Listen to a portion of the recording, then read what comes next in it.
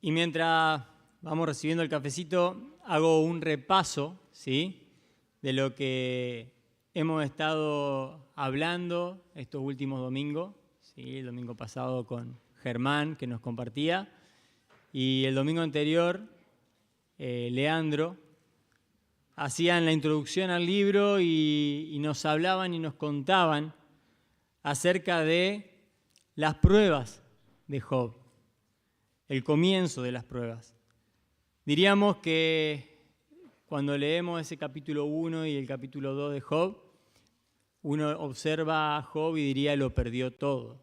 Perdió familia, perdió amigos, perdió posesiones, perdió prestigio en la sociedad. Él se sentaba con los grandes de la ciudad. Perdió salud. Sin embargo, lo último que leímos es que a Job le quedaban fuerzas para seguir. Y también comentaba Fer recién y nos hacía un repaso de lo que veíamos con Leandro, esto de prueba y tentación, la diferencia y que lo que Job pasaba no era una tentación, sino una prueba, y que la prueba hay que pasarla, la tentación teníamos que huir. Es buenísimo ese concepto, eso es lo que tenemos que hacer. Y la tentación nos induce al pecado, y ese pecado tiene consecuencias directas para el que peca, así como la prueba tiene consecuencias directas para el que es probado. Pero tanto en la tentación y en la prueba tenemos que tener en cuenta que hay algo que se llama el daño colateral. Daño colateral es el tipo de daño, ¿sí?, que puede afectar, por ejemplo, en la parte militar a fuerzas amigas, neutrales o aún enemigas. Y lo mismo sucede cuando pecamos como consecuencia de nuestro pecado, ocurre este daño colateral. ¿Sí? Alguien que es sumergido en adicciones, su familia es afectada, sus amigos son afectados, los que lo rodean son afectados. Cuando violamos la ley de Dios, no solo nosotros nos vemos afectados por las consecuencias de ese pecado, sino hay un tercero que también, por lo general, es afectado muchas veces. Muchas veces son seres queridos que nunca pensamos que los vamos a afectar, pero los terminamos afectando. Eso pasa con el pecado. Y con la prueba también hay pruebas colaterales, podríamos decir. Porque el que era probado era Job. Pero si vemos la primera parte de la prueba, hubo alguien más que perdió lo mismo que Job. ¿Qué fue? Su esposa, exactamente. ¿Sí? Ella perdió hijos, perdió lo mismo que perdió Job en cuanto a posesiones. Pero llega la segunda parte de la prueba y afecta la salud de Job, pero también su mujer se ve afectada, ¿no? Porque lo amaba y no podía verlo en ese estado, porque lo oía lamentarse. Y termina diciéndole, y hasta acá llega ella en acompañarlo, ¿sí? Y le dice, maldice a Dios y muérete.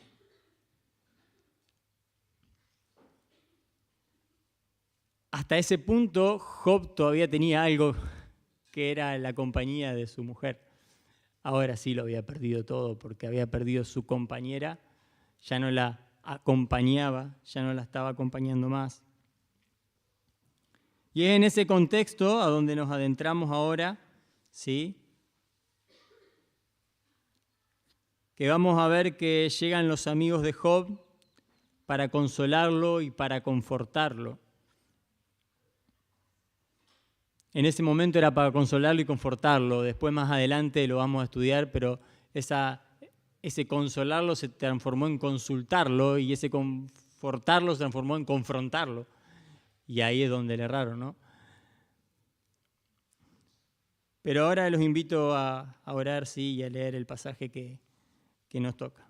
Querido Dios y querido Padre, gracias por tu palabra. Gracias, Dios, porque tú eres un Dios soberano, un Dios justo, un Dios bondadoso,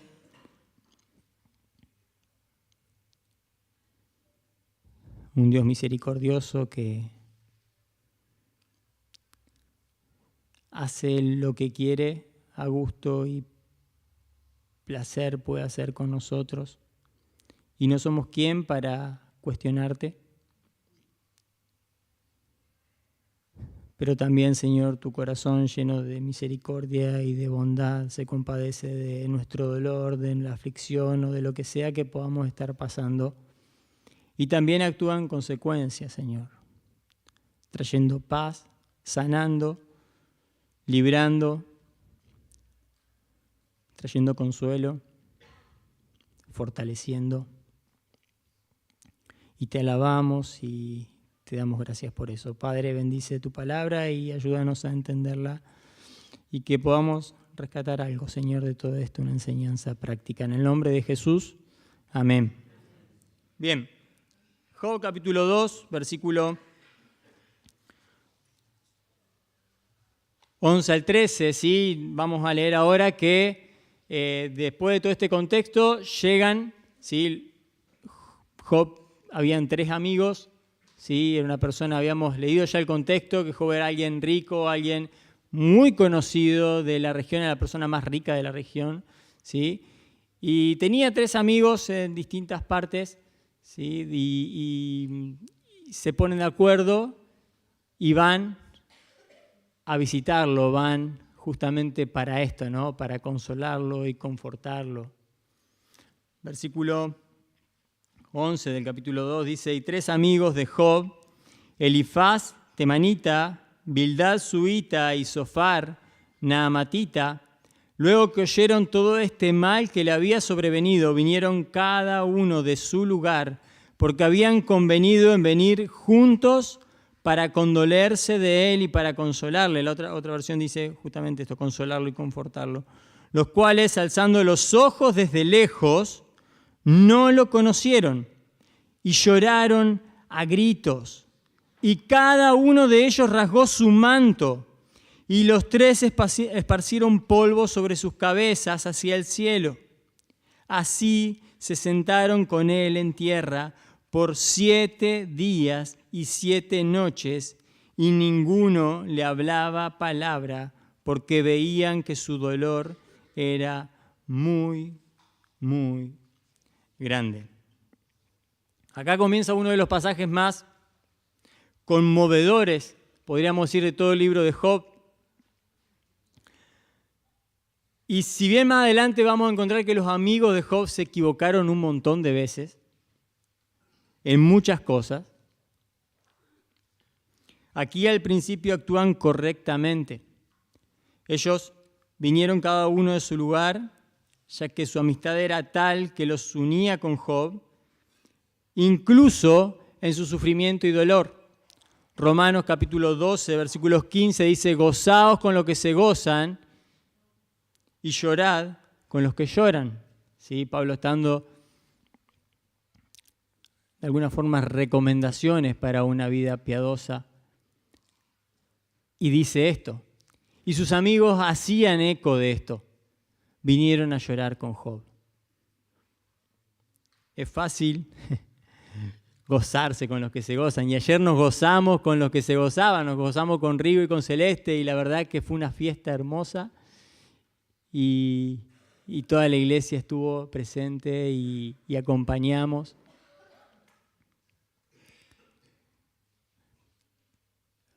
Pero qué bueno también es cuando la iglesia está presente, cuando estamos presentes cada uno con amigos, para llorar con los que lloran. Proverbios 17:17 dice: en todo tiempo ama al amigo y es como un hermano en tiempos de angustia. ¿Sí? Los amigos llevaron a cabo acciones tradicionales para expresar su dolor. Lloraron, gritaron, rasgaron sus mantos en señal de dolor, esparcieron polvo sobre sus cabezas. Entonces, durante 7 días y 7 noches se sentaron en el suelo junto a Job y ninguno decía nada porque veían que su sufrimiento era demasiado grande para expresarlo con palabras, es lo que nos dice la Biblia, ¿no? Los amigos de Job mantuvieron silencio. Se trata de una amistad genuina, de un ministerio profundo, lo que es llamado por Stanley Haberwas presencia sufriente. ¿Sí? La compasión es una presencia en silencio. Es lo que encontramos en los amigos de Job. Se trata de un silencio que más elocuente que las palabras, pues no había nada que pudiese decirse. Craig Dykstra dice, la presencia es un servicio de vulnerabilidad. Estar presente con otros es ponerse a uno mismo en la posición de ser vulnerable a lo que ellos son vulnerables. ¿Sí? Es ponerme en sus zapatos. Además de ser vulnerables a ellos significa estar dispuesto a sufrir lo que el otro sufre y a ir con él en su propio sufrimiento. La presencia sufriente es el poderoso ministerio de la compasión en silencio. Y muchas veces vemos hermanos, vemos amigos que están pasando por momentos difíciles, muy difíciles. Y es la típica, ¿no? Cuando llegas a un velorio y el comentario, che, ¿qué le digo? ¿Sí? Y no tenés que decir nada. Eso es lo que nos están enseñando los amigos de Job, no tenés que decir nada. Un abrazo, estar ahí, acompañar, sentarme, consolar, confortar, la presencia que sufre con el que sufre. Sí. Por eso no es algo fácil, no es un ministerio fácil, no todos. No es que no todos, yo creo que todos pueden hacerlo, pero no todos están capacitados para hacerlo.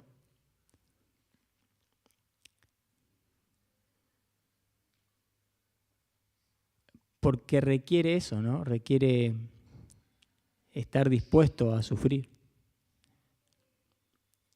Estar dispuesto a sentir lo que el otro siente.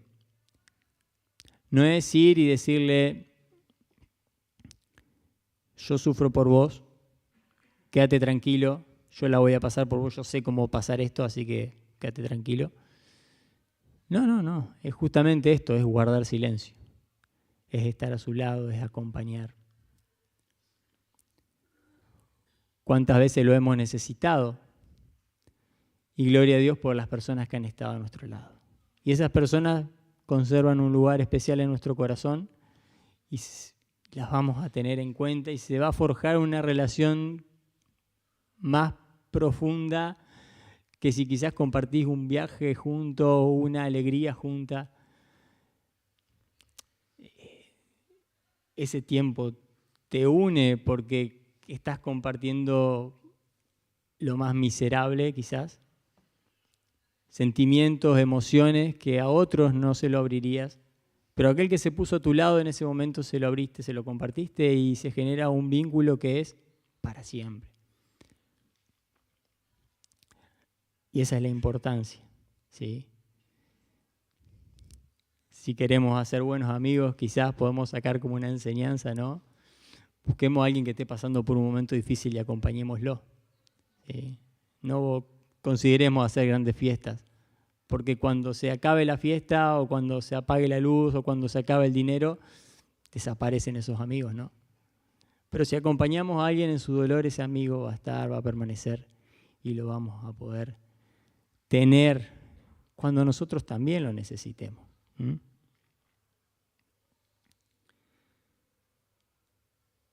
Y yo creo que si los amigos de Job hubieran pegado la vuelta a su casa o se hubieran quedado quietito ahí, hubiera sido lo mejor de lo mejor, pero bueno, después lo que sigue los hizo abrir la boca y si bien mucha enseñanza de la que ellos hablan, ¿sí? Es muy buena, de hecho Miguel hoy nos compartía y estaban muy ciertos en su razonamiento, pero estaban errados en aplicarlo a Job, justamente, ¿no?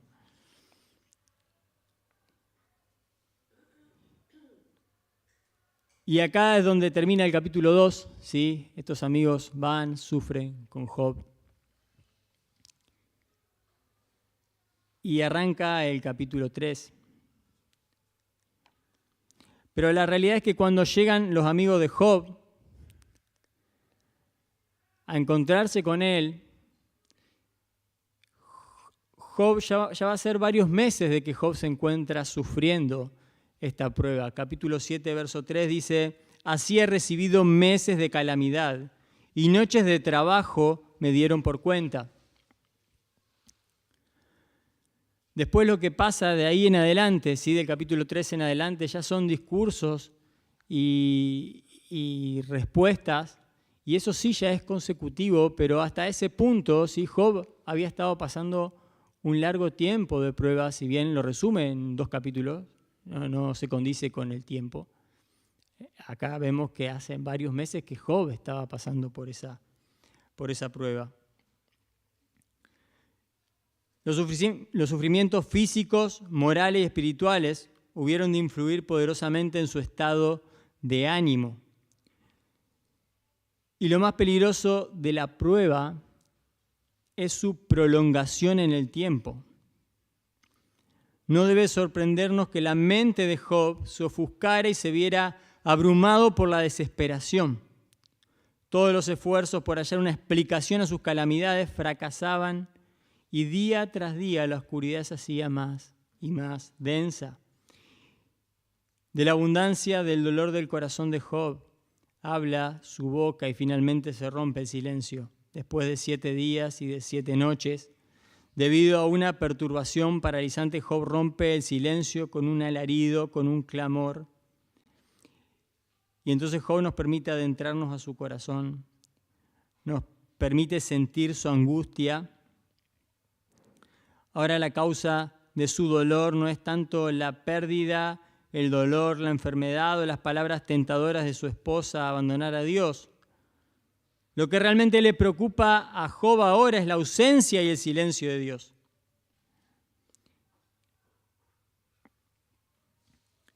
Vamos a ver ahora en lo que leemos que Job está intentando armonizar desesperadamente su experiencia práctica con su fe, a fin de que esa fe pueda explicar su terrible situación. Las acciones de Dios le están haciendo un daño extremo, pero Job aguanta en la fe desesperada de que Dios es, a pesar de todo, un Dios de integridad, de justicia y de verdad. Vamos a leer el capítulo 3.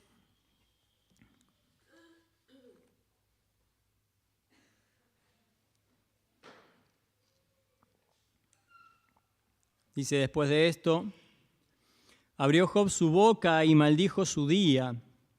Y exclamó Job y dijo: perezca el día en que yo nací, y la noche en que se dijo, varón es concebido. Sea aquel día sombrío, y no cuide de él Dios desde arriba, ni claridad sobre él resplandezca. Afénlo tinieblas y sombras de muerte. Repose sobre él nublado, que lo haga horrible como día caliginoso. Ocupe aquella noche la oscuridad. No sea contada entre los días del año, ni venga en el número de los meses. Oh, que fuera aquella noche solitaria, que no viniera canción alguna en ella. Maldíganla los que maldicen el día, los que se aprestan para despertar al leviatán, oscurézcanse en las estrellas del alba.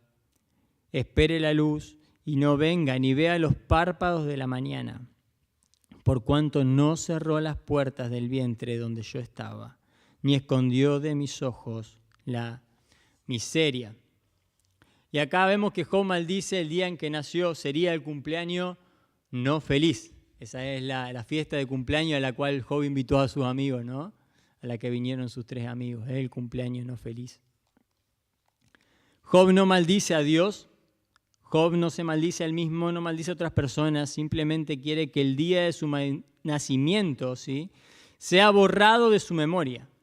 Que no quede ningún sentimiento de alegría y de celebración por su nacimiento. Que el día sea más bien maldecido.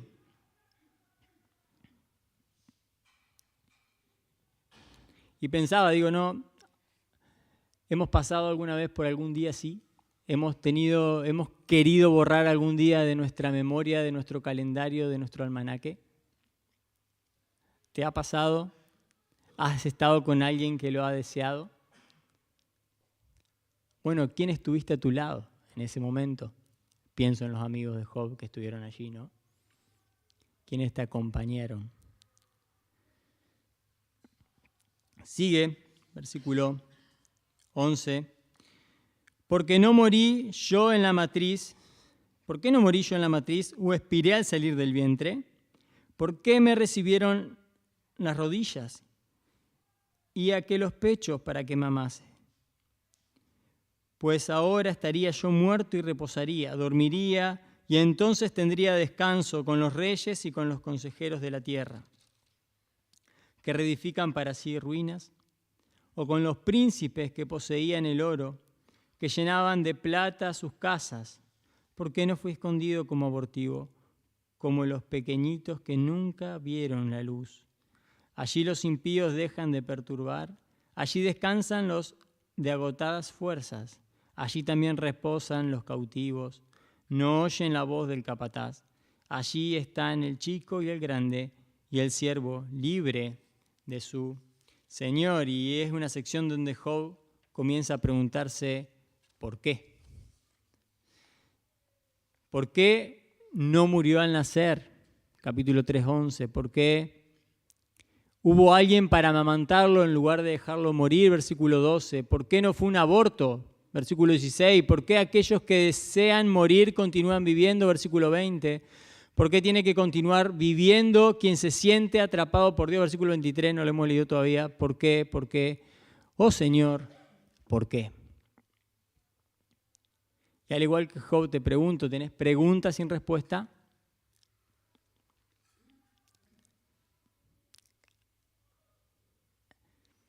Y esas cosas pasan en las pruebas, ¿no? Nos generan preguntas. Nos generan preguntas que no le encontramos sentido. Y muchas veces nos vamos a encontrar y nos podemos encontrar con preguntas que nunca encontremos respuestas. El Señor las puede responder en el cielo. Él es soberano para eso. Porque conocemos, ¿sí?, en mayor o menor medida, conocemos la historia de Job. Conocemos cómo termina, ¿sí?, y que al final él tuvo su respuesta. Él al final encontró la luz, al final del túnel, él pudo pasar por esa prueba. Pero hay pruebas, ¿sí?, que Dios, como lo entendemos y lo conocemos como soberano, Dios dice, bueno, el fin de la prueba, y quizás no sea acá, el fin de la prueba va a ser allá arriba, ¿sí? Entonces quizás Dios termina quitando una vida que vos decís, qué injusto, ¿por qué esa vida tiene que ser quitada ahora? ¿Qué hizo para merecerlo? Pero Dios es soberano. Y se encargó de dar los recursos necesarios para que esa prueba pueda ser transcurrida mientras estaban acá, mientras pasábamos en la tierra por esa prueba. Pero Dios se encarga de contestar preguntas, de contestar oraciones. Y quizás no lo hace acá, pero sí seguramente. Lo que quedó inconcluso acá, Él lo va a terminar de concluir allí en la eternidad. Ahora Job llegó al punto en el que se sentía cercado por Dios. Vamos a terminar de leer el capítulo 3, verso 20. Dice, ¿por qué se da luz al trabajado y vida a los de ánimo amargado, que esperan la muerte y ella no llega, aunque la buscan más que tesoros, que se alegran sobremanera y se gozan cuando hallan el sepulcro? ¿Por qué se da vida al hombre que no sabe por dónde ha de ir y a quien Dios ha encerrado? Pues antes que mi pan viene mi suspiro, y mis gemidos corren como aguas, porque el temor que me espantaba me ha venido, y me ha acontecido lo que yo temía. No he tenido paz, no me aseguré, ni estuve reposado. No obstante, me vino turbación.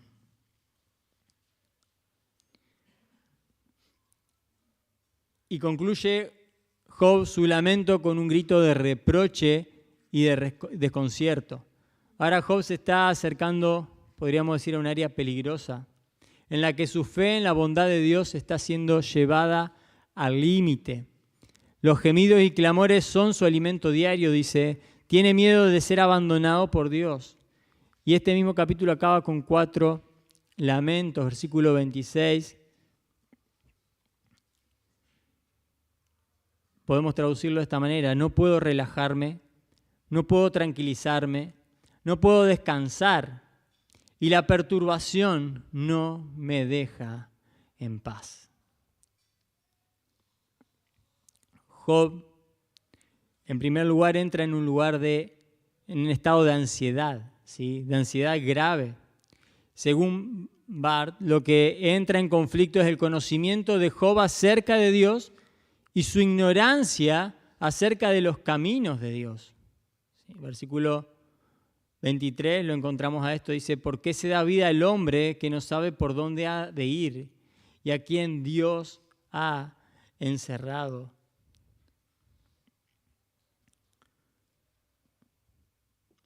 Job no entiende, porque en su mente, en su corazón, y lo mismo pasaba y el mismo razonamiento tenían los amigos de Job, y es el planteo que ellos van a hacer más adelante, de que si a Job estaba pasando por tal prueba, por semejante prueba, es porque algo había hecho, ¿sí?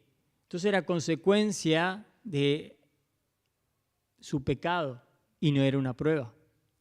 Y eso era lo que los amigos de Job le querían justificar, y le decían: decinos qué es lo que está haciendo mal. Entonces esa consolación se transformó en consulta, esa confortación en una confrontación. Y el mismo Job no lo entendía y le decía a Dios: Dios, mostrame en qué estoy mal porque lo quiero arreglar y quiero salir de esto.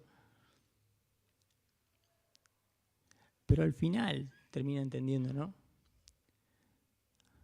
de que es una prueba y que Dios es soberano si quiere probarnos y lo puede hacer.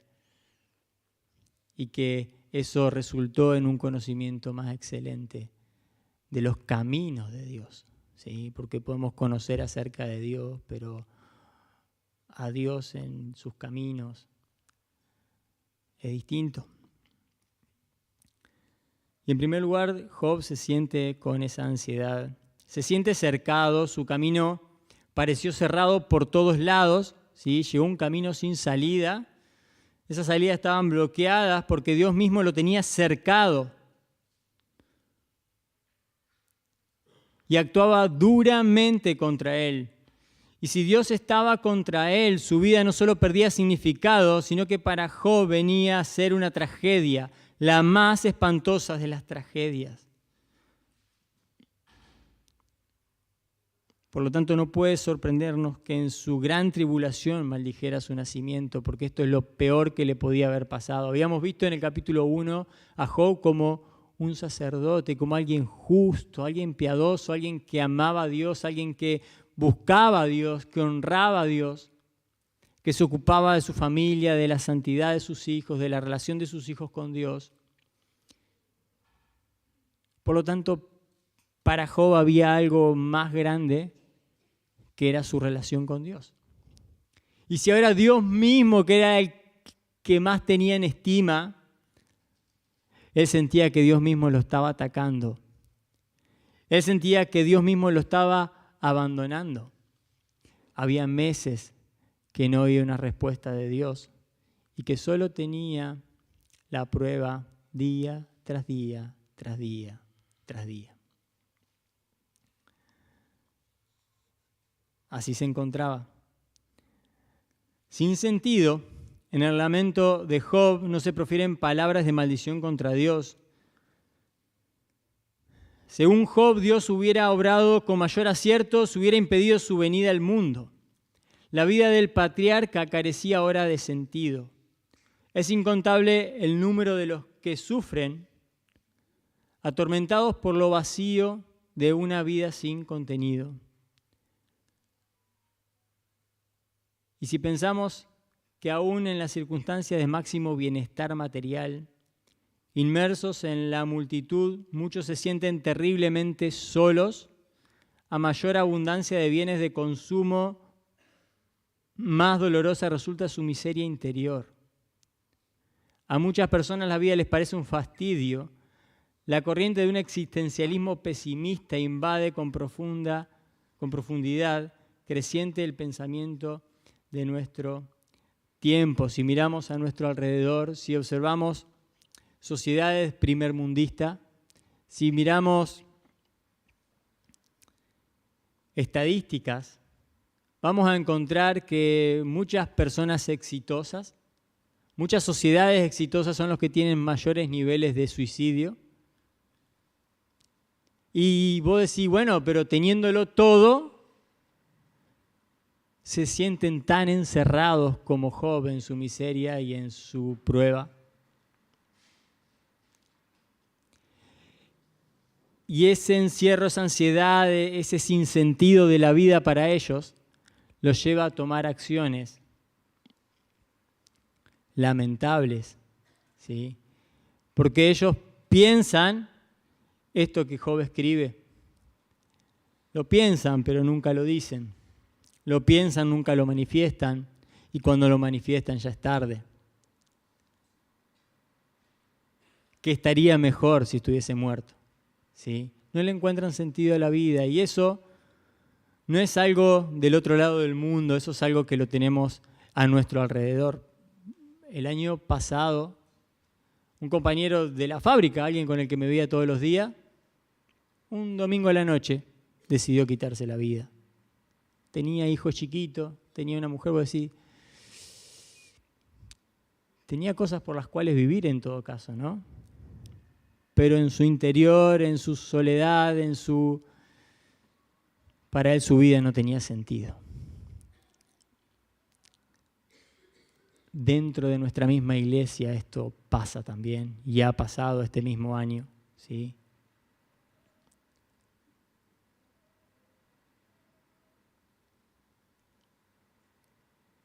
Este mismo año también un hermano de otro compañero, hace un mes atrás, lo mismo, decidió quitarse la vida, lo encontraron justo, ¿no? Ahora está con todas las secuelas de la sábana en el cuello, pero esto está a nuestro alrededor, esto lo podemos vivir, lo podemos sentir, lo podemos ver, lo podemos conocer. Y espero que no estén estos sentimientos, que no esté este deseo, esta idea en tu corazón. Y si está, que puedas tomar las fuerzas que Job tenía para seguir adelante. Porque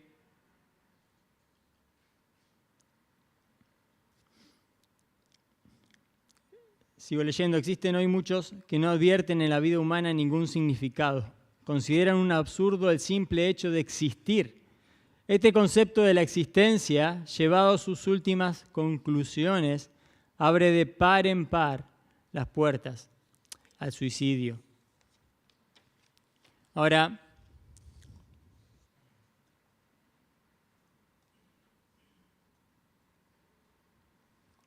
por un lado tenemos las personas que no le encuentran un sentido a la vida, ¿no? Que uno diría, lo tienen todo, son exitosos, no están pasando por ninguna prueba, pero no le encuentran sentido. Y la realidad es que no le van a encontrar sentido si no lo buscan en Dios. Y por otro lado tenemos a Job, que estaba siendo probado, que había perdido todo, que vos decís, bueno, en todo caso se justifica si Job desea la muerte, ¿no? Podríamos justificarlo más a él que a otros, pero sin embargo él no lo hace. Porque él termina pasando por esa prueba y encontrando el sentido en Dios. Ahora, el apóstol Pablo, Filipenses 1, te invito a leerlo.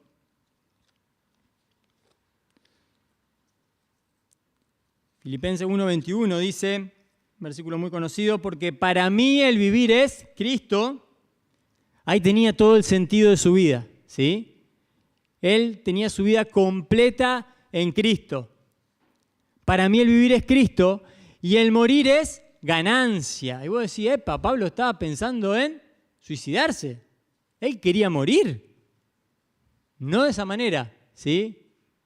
Porque él, su deseo de morir, y acá lo va a decir ahora, su deseo de morir no era de ser librado de un mal presente, sino de disfrutar de las glorias futuras. Verso 22, más si el vivir en la carne resulta para mí en beneficio de la obra, no sé entonces qué escoger, porque de ambas cosas estoy puesto en estrecho, teniendo deseo de partir y estar con Cristo, lo cual es muchísimo mejor, ¿sí? Pero no estaba hablando de suicidarse ni nada por el estilo. Él está hablando del deseo de su corazón de estar con su Señor y con su Salvador. Francisco de Asís pudo dirigirse a la muerte llamándola como benéfica y dulce, pues la contemplaba a la luz del Evangelio. Pero la realidad es que muchos que desean morir carecen de esta esperanza. No lo hacen por la gloria venidera, sino más bien para ser liberados de la miseria presente. ¿Y qué es lo que hay detrás de todo este pesimismo? ¿Cuál es la causa del hastío y la desesperación? En el fondo, la misma que en el caso de Job, una cuestión teológica, un problema de relación con Dios.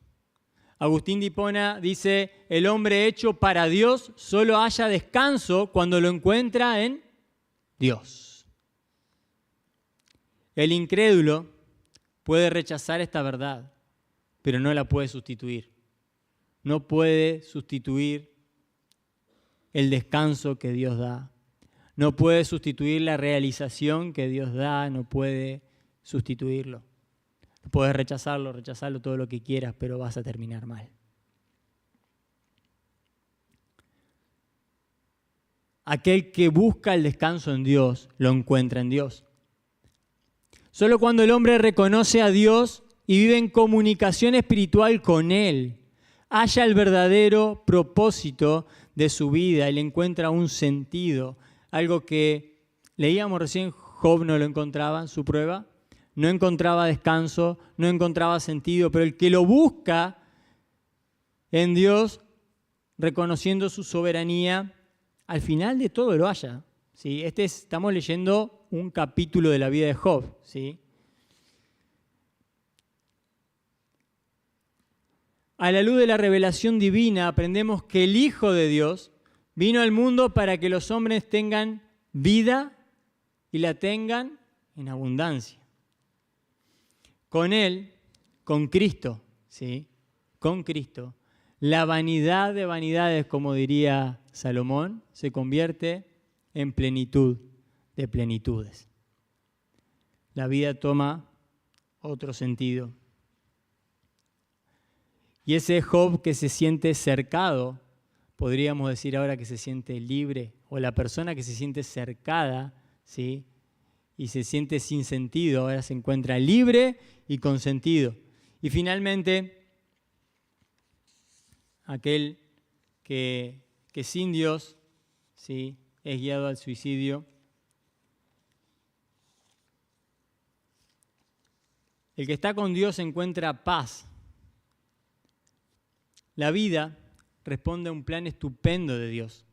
Esta misma luz nos ayuda a entender muchos misterios de la providencia divina que afectan a nuestra experiencia. Si Job hubiera podido vislumbrar los esplendores de lo que la Biblia nos enseña, pero él, aparte de pálidas intuiciones en este momento de su vida, nada sabía de la esperanza de la gloria de Dios, como dice Romanos 5:2. No podía entender que lo que en este tiempo se padece no es de comparar con la gloria futura que en nosotros ha de ser manifestada, Romanos 8:18, que nuestras tribulaciones breves y leves nos producen una gloria eterna que la supera ampliamente, 2 Corintios 4:17, y que queda un reposo para el pueblo de Dios Hebreos 4:9, y que Dios no debe ser juzgado antes del día final, en que Él juzgará al mundo con justicia, Hechos 17:31, y cada ser humano recibirá su justa retribución, Romanos 2, del 5 al 11.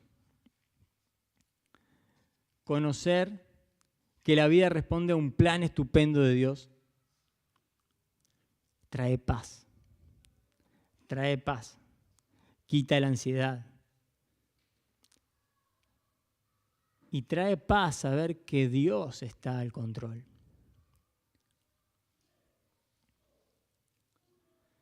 Si Job hubiese podido ver o simplemente vislumbrar algo del bien inmenso que su experiencia también reportaría a la humanidad, no habría tenido la menor duda respecto al sentido de su nacimiento. Podemos decir que valió la pena que viviera, que sufriera, que afrontara valientemente la gran cuestión del ser o no ser en circunstancias de adversidad y misterio, porque nos alienta a nosotros.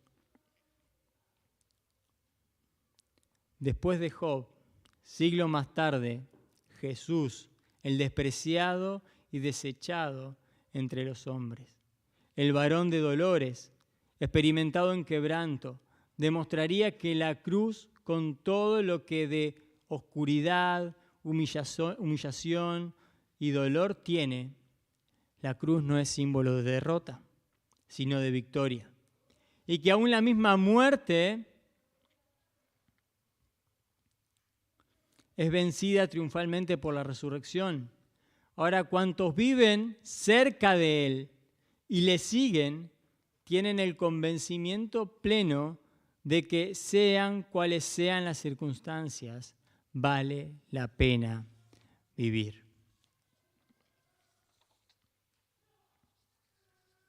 Lo que vemos acá es solo un capítulo de la vida de Job. ¿Sí? Es algo que Dios en su misericordia y soberanía decide que pase. Job no lo podía ver aún, pero sí te invito a que vos lo veas. En Lamentaciones, anoté Jeremías, creo que es Lamentaciones 3. Te invito a buscarlo, Lamentaciones 3, 23, 22, 23 y 24.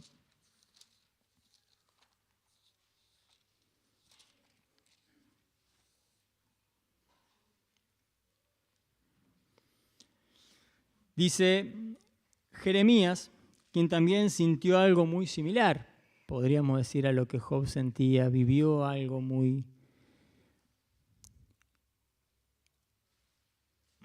similar, no en la experiencia, sino en su interior. Dice, por la misericordia de Jehová no hemos sido consumidos, porque nunca decayeron sus misericordias, aun cuando parece que Dios hace silencio, aun cuando parece que Él no me responde y que Él no está presente, sus misericordias siguen presentes. Nuevas son cada mañana. Grande es tu fidelidad. ¿Por qué grande es tu fidelidad? Porque Él es quien hace nueva cada mañana.